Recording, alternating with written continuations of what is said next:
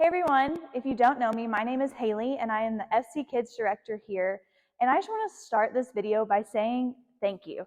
I know when spring comes, schedules get even more packed, there's events all the time, but I don't want you to miss the win that you chose to take time out of your week to join with your FC family, with your spiritual family, and sit together.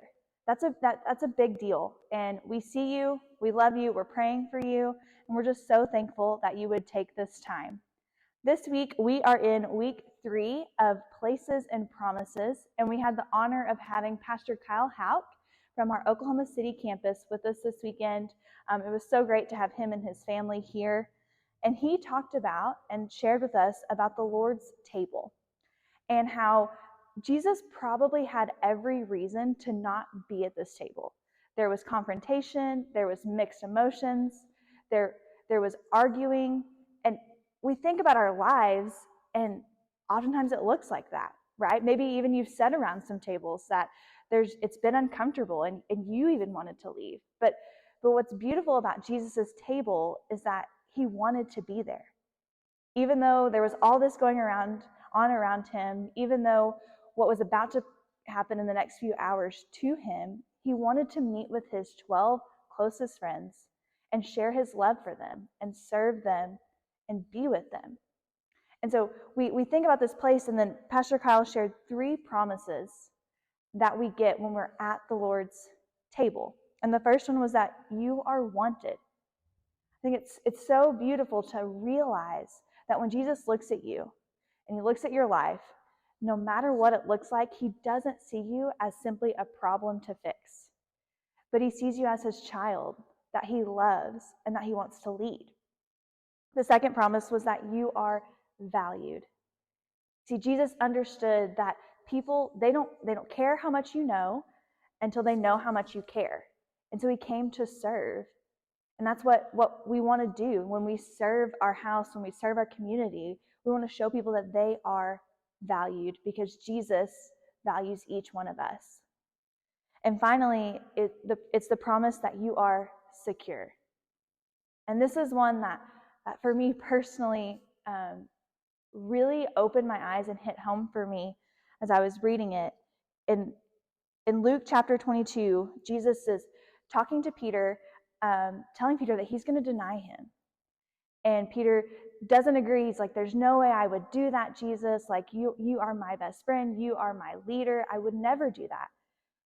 But Jesus says it's going to happen. And then in Luke 22, verse 32, Jesus says, but I've prayed for you that your faith may not fail.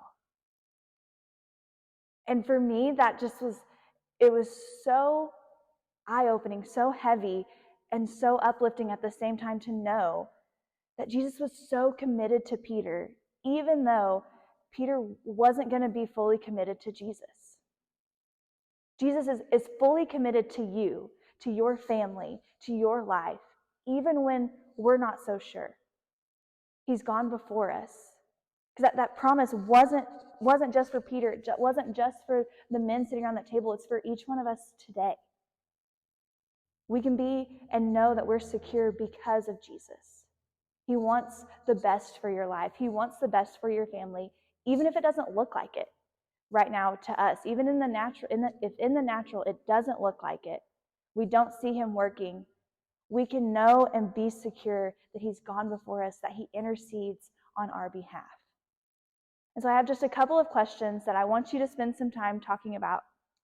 And the first one is, if we're going to get these promises, then we've got to come to this place. We've got to come to the Lord's table and meet with him and sit with him. And so I want you to take a few moments and talk about, has there ever been a time where you felt like you didn't have a place at his table? And what were the things that made you feel that way? Secondly, which promise, you are wanted, you are valued, or you are secure, which of those are you needing most from God right now?